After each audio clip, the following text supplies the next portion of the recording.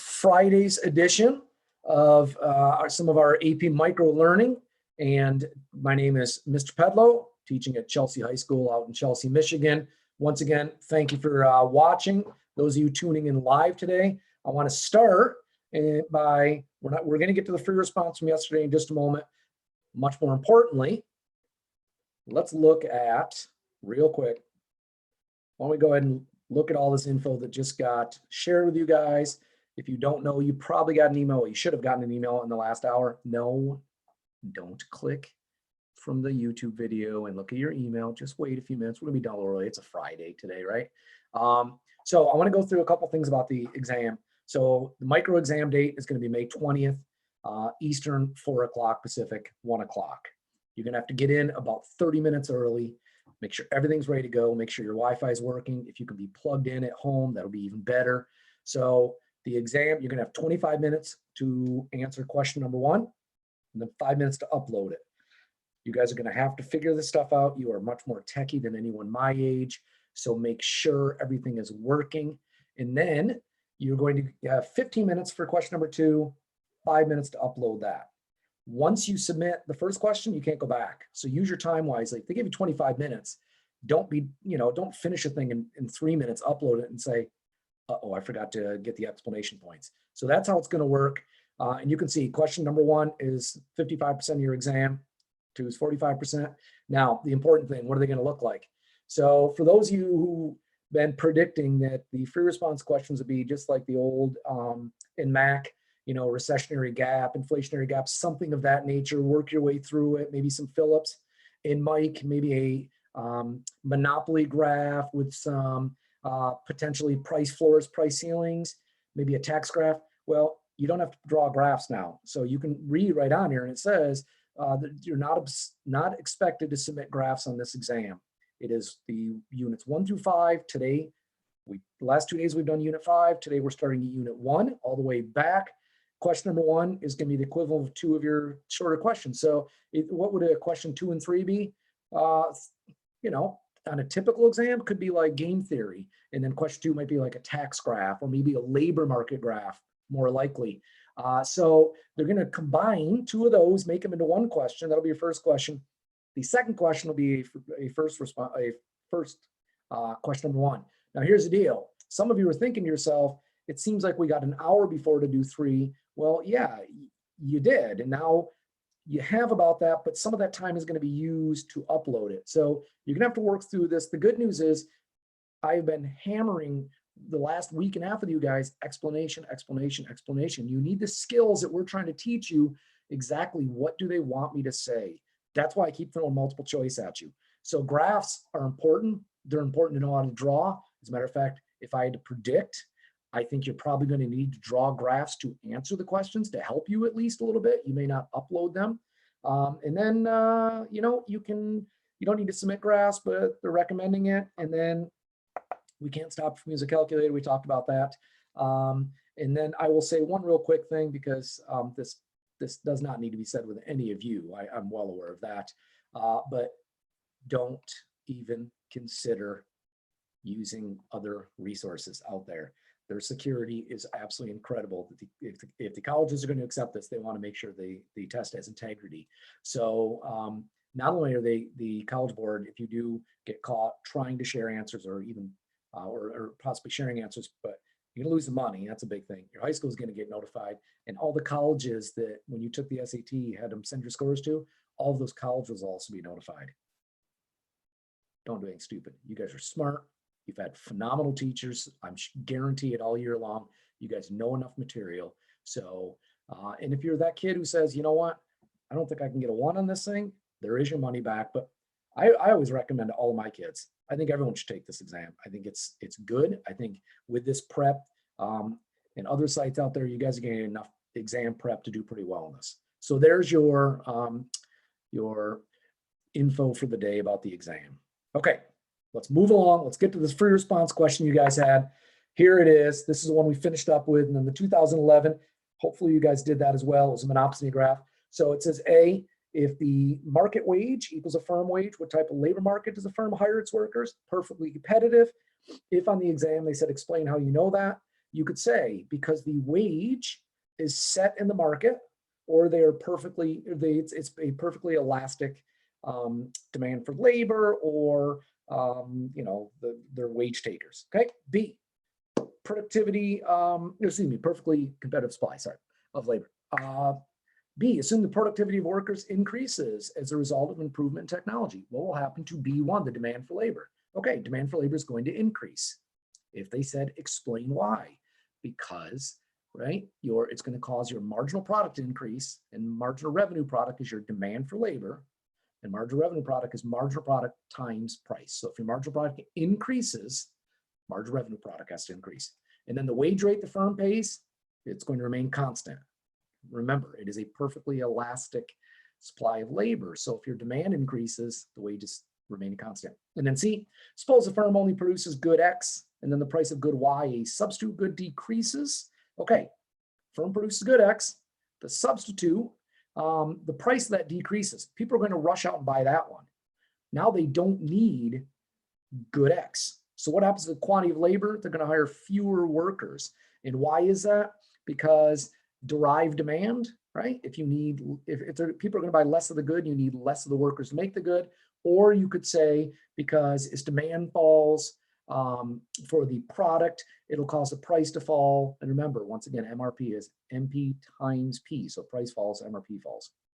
Very good. D, if the labor market were a monopsony, would they hire more, fewer, or the same? And of course, the answer is fewer, which is good timing. So hopefully you guys did well on that. Hopefully you did it. Second question. And while we're waiting for this one, your teachers, by the way, are getting a copy of your results. Okay, I know that's on there as well. Don't let your teachers down. Make them proud. Make them look through your results and say, I tell you that Jalen, he did an outstanding job, right? Make them proud. Okay, and then and one last thing for you guys before we get to question number 2 is keep in touch with your teachers, right? We teachers like to hear from you guys. We're worried about you. We're concerned. We miss you, believe it or not. I hope you miss us, hopefully. But we really do miss you guys a lot. All of your teachers do. Drop them an email. If you text your teachers, it's great getting texts from kids saying, hey, doing well. What can I do to get ready for this AP test? Those kind of things. Okay. All right. Back to question number 2, the 2011 Form B question, which is a monopsony. Woodland is a small town, so you have one local lumber company. It's a monopsony. They're the one buyer of labor. So A, identify the quantity for Tree Mart. So remember, you're going to go right here. Okay, so you go where MFC crosses MRP, make your dotted lines down. So Tree Mart's going to hire 100. And the wage rate, well, at that quantity, they're willing to work for $10. So you pay them $10. So B would be 10. And then C, identify the quantity. If they were in a competitive labor market, you just go where the original equilibrium is, right? Because this would be your supply of labor. So it'd be 200. And then if they imposed a minimum wage of $12.50, now this up here, your marginal factor cost, it wouldn't look like that anymore. Remember, your marginal factor cost is hiring each additional worker. Well, if they imposed a minimum wage, it's a price floor or low, so it'd be effective, right? Then your marginal factor cost would look like, oops, it's supposed to be a straight line, okay? Like that, right? Out to this quantity, and so it would be 150, okay? Because it becomes horizontal up to this, and then it would take off, right? And then boom. So that's what it would look like. So you go right there. Hopefully you're getting this. Hopefully monopsonies make sense. Today, kind of fun stuff to talk about. Here's the good news. No graphs, no math. Done. Easy day. You kidding me? So today we're going to talk about scarcity and type of economic systems. So we have to go all the way back to the beginning. What is economics? If your teacher on day 1, right? So many kids, every year I will have freshmen, sophomores, and juniors say, I can't wait to take it. How much are you going to talk about stocks? Literally every kid, I bet every teacher out there would say the same thing, that when they talk to younger people, because people think that's what it is. But economics is more broad than that, right? Economics is simply the study of choice. If you want to get down to it, it's the study of choice. You guys have made thousands of choices. Some today, some, think about it, you chose to take an AP class. You're hopefully choosing to take an AP test, right? Those are hopefully what I think are good choices. So if you start with, and don't write this part down, right? Econ's a study of choice. Yeah, you may want that, but right, think about your alarm went off. So each of you had a choice, and each one of those choices has what we call an opportunity cost. So there's a wonderful teacher out in Arizona, retired now, named Stephen Reff, and he has the old Reffonomics. Some of you guys have been on his site. And he once asked me, he said, what is the most important concept in economics? And he said his, and he got around to me. And yes, by the way, if you're wondering if this is what teachers do over breakfast, they ask what economic concepts are the most important. Actually, we do. And I said to him, opportunity cost. I remember being in high school and learning this in economics. And opportunity cost is simply defined as the best alternative given up when making a choice. To me, I tell my students on day one, the reason you took economics is we're going to change the way you think, right? A lot of us, we only see the benefits every time. I went to the mall, I bought something, right? I went to the thrift store, I spent, $7, I bought a sweater, I got a sweater, but we don't realize the cost of that. You go to Starbucks, you buy a $3 coffee. Yay, I got a $3 coffee. What's the cost? I saw a chart once that said if you had taken that $3 and invested in a retirement plan starting at age 18, and if you average the normal rate of return, we're going to go 6.5%, 7%. By the time you retired at 72, that $3 would have been $64. Suddenly, you realize it's a pretty big opportunity, right? You're giving up a lot to get certain things. Maybe I gave up 120 something dollars by the time I retire, which is going to be probably about the same time you retire at this point. So opportunity cost, the alarm goes off. Some of you, well, okay, first of all, you're going to say an alarm these days? I know. My daughter, I think she got up at noon. So many of you are probably in the same boat.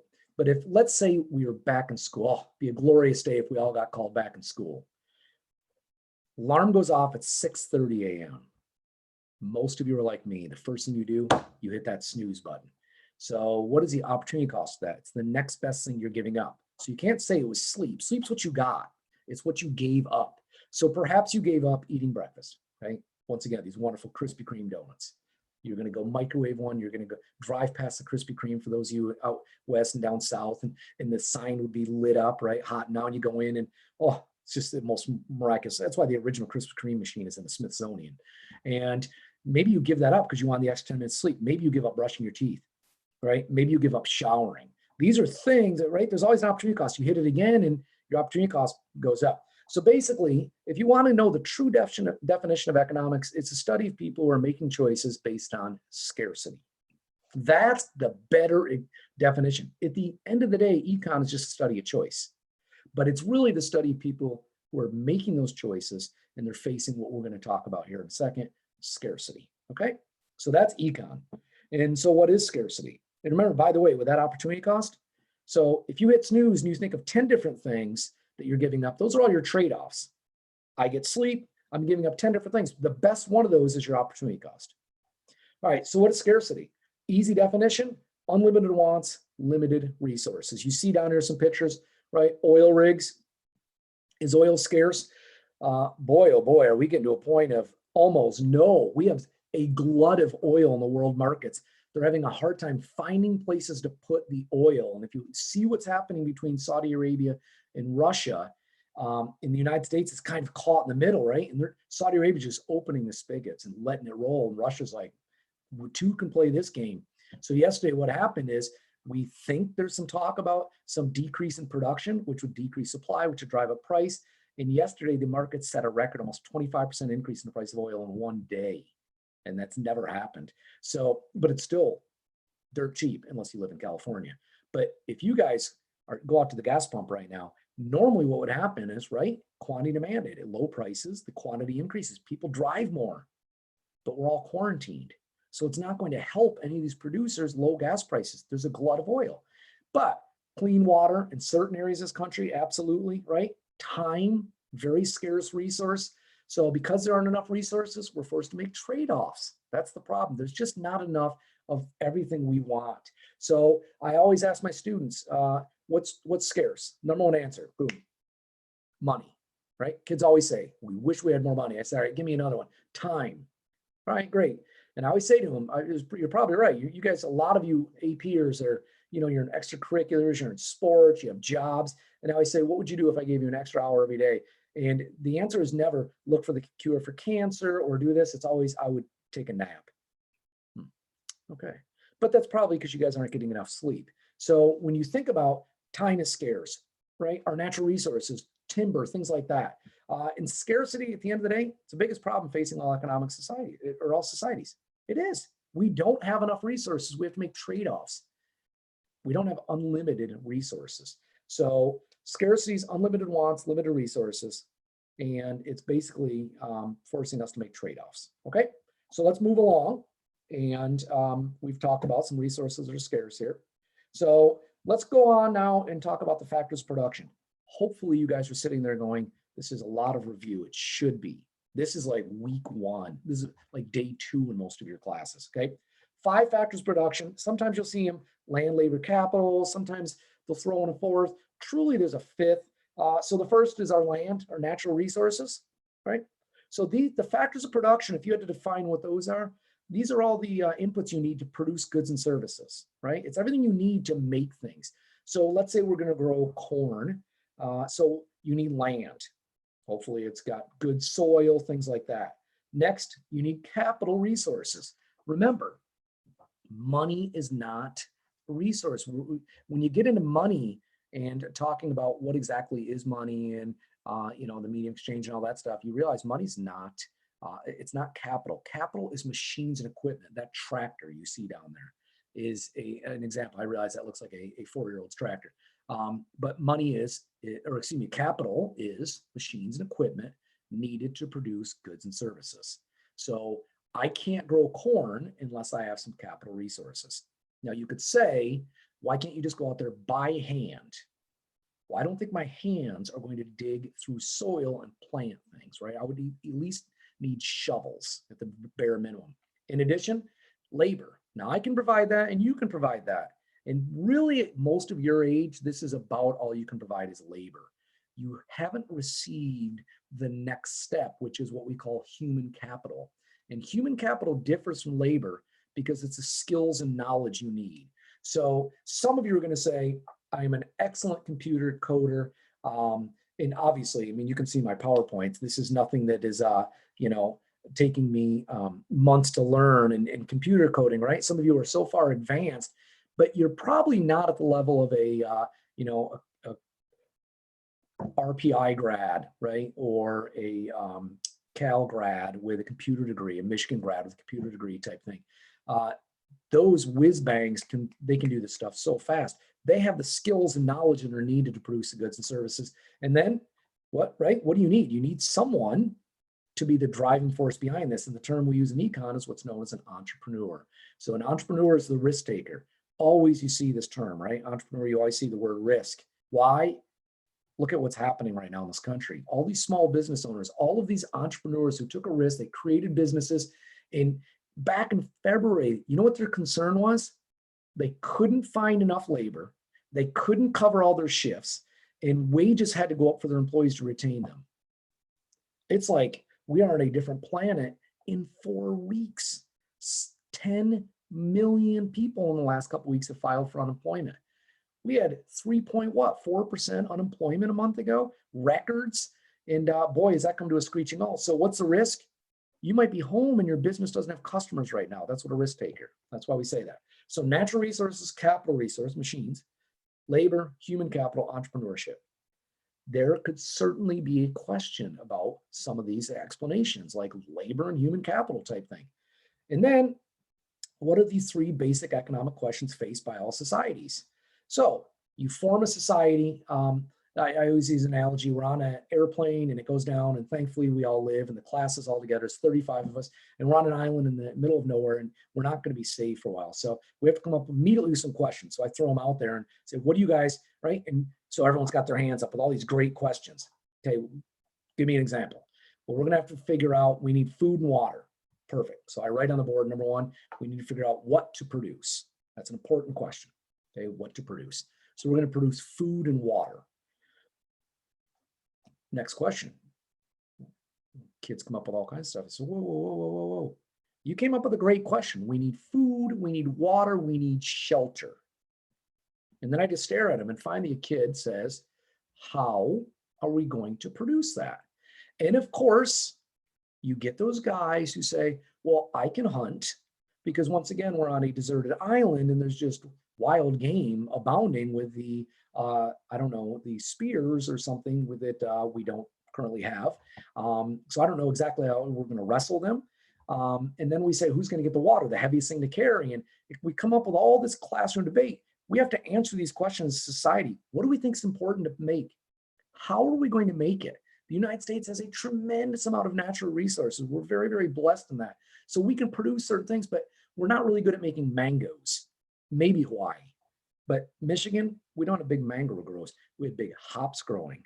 We have big cherry growing areas, lots of corn, right? You Nebraska folks, you Iowa folks, you get out there in the plains of Kansas, the Dakotas, right? Look at all the grasslands, look at all the prairie we have out there able to grow these things.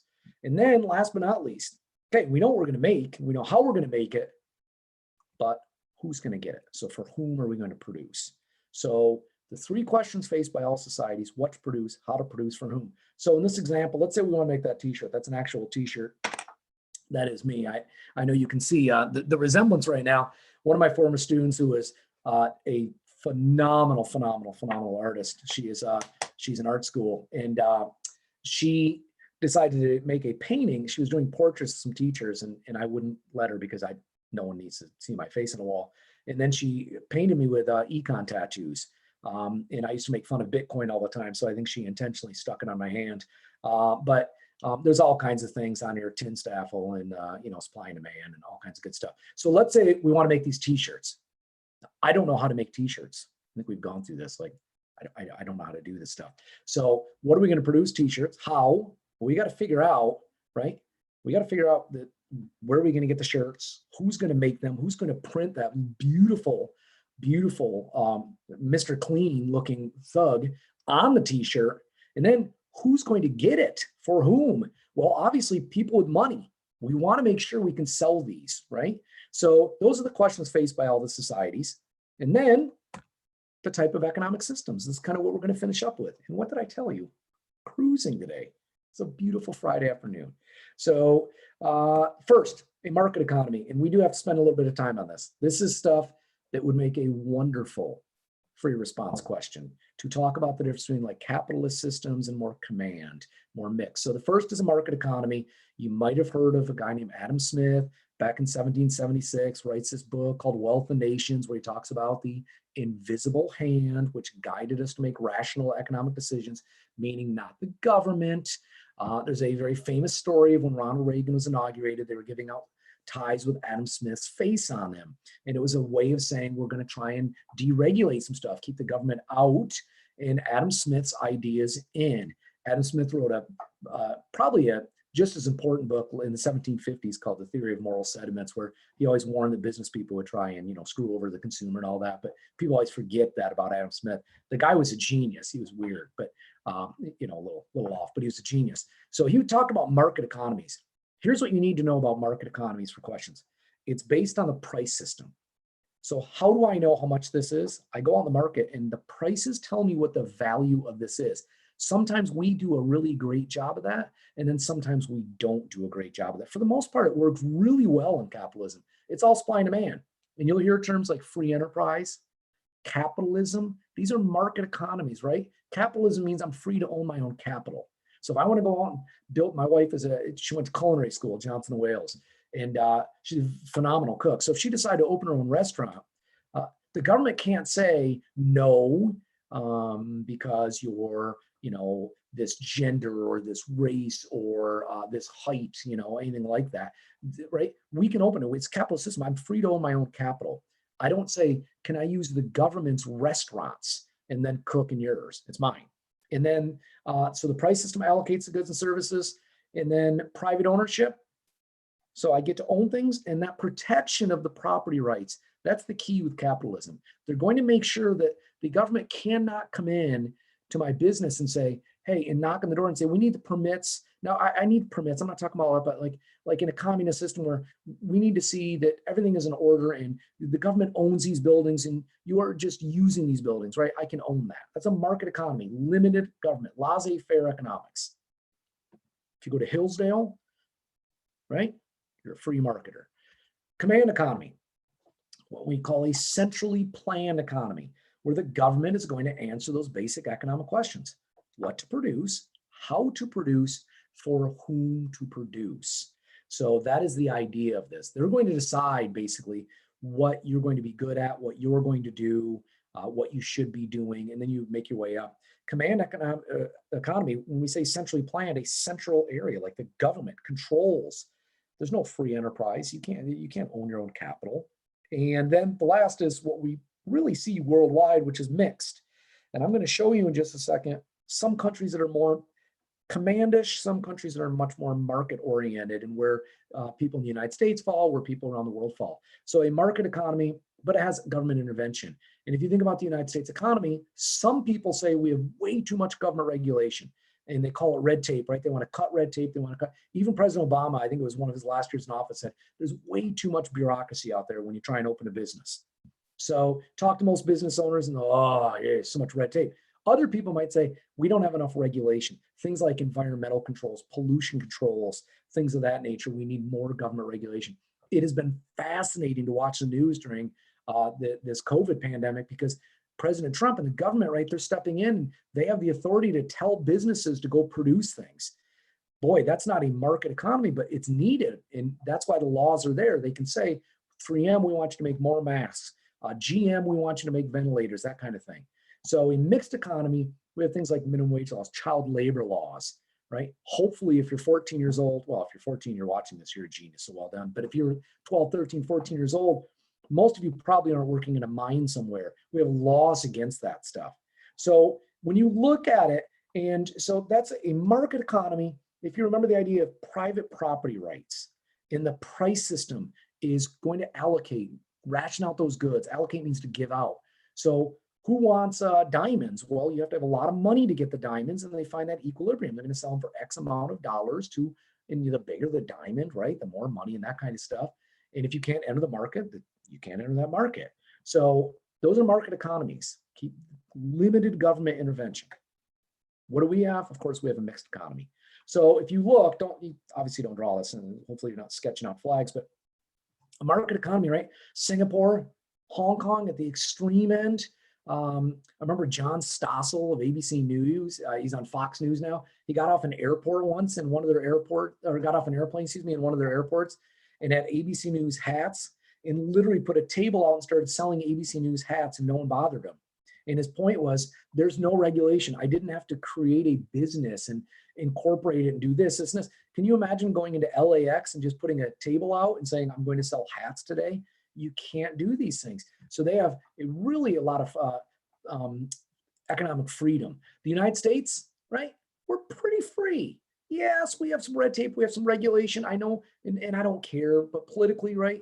People say some, too much, not enough kind of thing. But for the most part, we're pretty free to do what we want. France, they have a lot more regulations on things. It's harder to fire workers once you're hired. They have a lot more government intervention in terms of their healthcare system. Most of Western Europe would fall into that. China, getting closer, right? They really open up. I mean, China used to be way out here. Each year they seem to move towards market economies, but they certainly have a lot more government restriction. And then of course, North Korea at the end. It's really hard to find a country like North Korea out there, or they try and control everything. But even if you study North Korea, a lot of markets are opening, and the North Korean government is, Kim Jong-un is allowing some of this because he knows it's allowing his people to get resources they couldn't get, like things like food, things like that. So they're allowing some of these illegal markets, and actually people are going to their job and clocking in like they're there, and then going and operating markets. And as long as you pay off your bosses, allow you to do it. It's the craziest thing. We typically don't have businesses like that in the United States. I don't pay my principal and then not go to school and then go sell t-shirts with my face on it. I'd lose a lot of money. All right. So what is micro? Well, at the end of the day, of all things, we got to go back to this. This is what you're studying. So micro studies the behavior of you, the individuals in firms, and how they allocate these resources. That's kind of the best definition. There's a lot of these definitions. This is one of the better ones. Micro is looking at the individual consumer, things like that. We're going to look at the price people charge, supply and demand. We're going to look at the firms and how they allocate these. So remember, in macro, you're going to study all the big picture stuff that you see on the news. Micro, you typically don't see on the news. Macro, you do. Unemployment, inflation, the Federal Reserve, all those things. Macro or micro, excuse me, you're looking at much more individualistic things. So if there's a question on your free response, remember, if there's not going to be graphs now, that changes a lot. And I realize you can draw graphs. We recommend it, but if you don't have to upload them, it's probably going to be a lot more explanation stuff. So let's go through a couple of multiple choice questions. Let me just move myself out of the way here. All right. And this will give you some examples of kind of where the College Board has always asked kids on the AP test about Unit 1. So which of the following describes a factor of production that is not fully scarce and can be used simultaneously in the production of more than one good? Okay, so machines that can produce both. Well, no, they can only produce one or the other at the same time. And those are, right, that's scarce. We don't have enough of those, so that's not true. Unskilled labor, maybe not fully scarce, but they can't produce more than one good at a time. C, basic knowledge that enhances the organization of all assembly lines. Okay, think about that for a minute. If you have some knowledge about how to manufacture assembly lines, right, organize these things, then it's not fully scarce. There's probably a lot of people who have that. It's scarce, but not fully scarce. And then, can I use it simultaneously? Well, sure. I can look at this assembly line and someone can be, so C is your answer. So that's a good example of a question where they could get kind of nitpicky and this idea of scarcity. And what does it mean to be fully scarce and those kind of things? And then assume there are two goods in a market economy. The amount of each good produced is determined by, and once again, jumps right off the page, the buyer and seller's interaction. Do you need to pay full price for goods? No. Now, at your age, it's difficult. It's really hard to haggle at like Best Buy. But as you get older, they don't actually expect you to pay full price a lot of the times. And now with the internet, right, and there's so many price apps that you can immediately take out and scan and say, well, 3 miles down the road, they're selling it for this price. And it's really given a lot of power back to the consumer, a lot of the knowledge back to the consumer that we didn't have before in that market. So it's our interaction that determines how much goods are going to produce. Easy stuff, right? Obviously, that's command economy, right? Each citizen's minimal need for survival. That's an outstanding answer. I like that. Number 3, which of the following is a defining characteristic of capitalistic economy? Take 15 seconds, read through these. Which of the following is the defining characteristic of a capitalist economy? And please don't stop at A.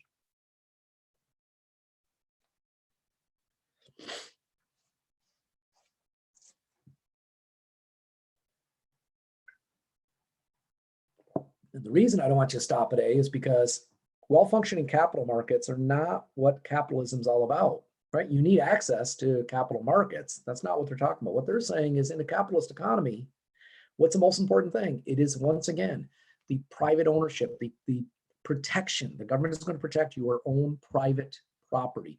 I can go out and buy ovens to make pizzas and open a pizza restaurant, and the government, it's not their ovens, they're my ovens. And they're gonna protect my rights on that. That's important. Without that, you can't have capitalism. And number 4, which following statements describes an economy confronting scarcity?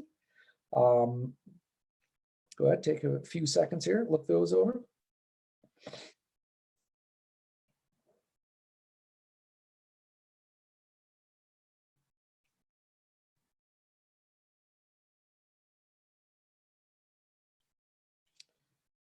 Okay, so B and C, you cross those off immediately, right? Because that's going against what we're talking about.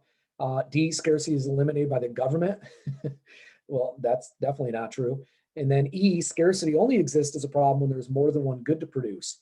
Well, that really doesn't make sense. Even if we all just made corn in this country, perhaps we wouldn't have enough of the resources to make the corn. So you go back to A, if more of one good is produced, then because things are scarce, we must produce less of other goods. And that should make sense to you guys, okay? And then number 5, assume an economy is using all of its available resources efficiently. As more of good X is produced, what happens? Well, boy, oh boy, this is pretty much exactly what we just said, right?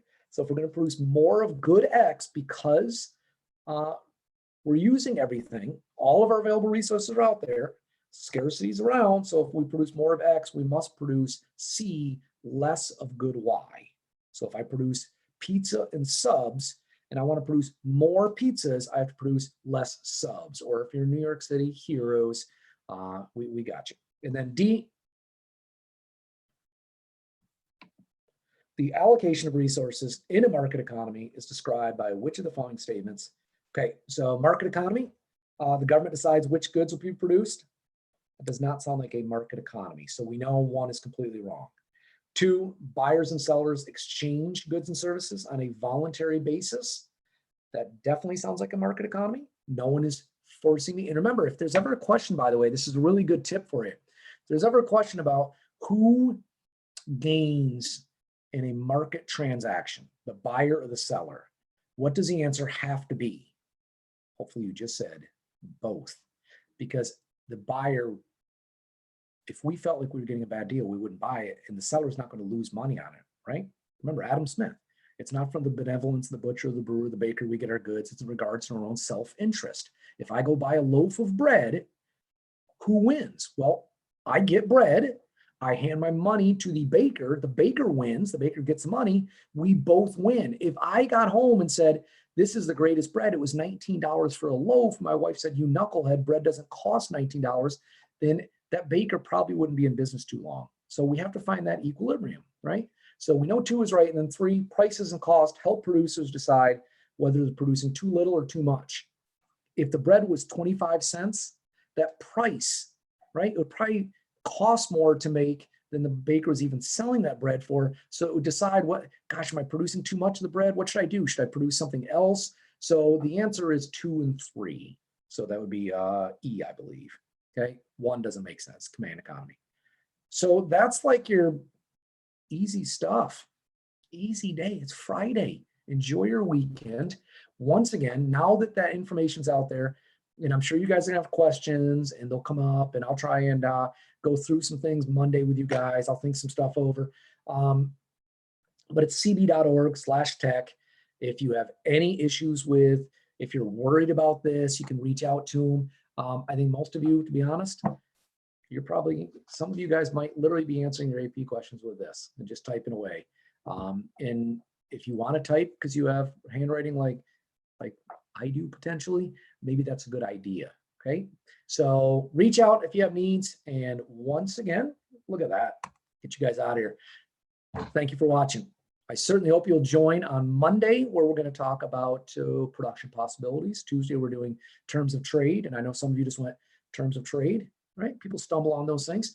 So no practice question. I mean, it's a weekend. Who gives homework over the weekend? Never, never in my class.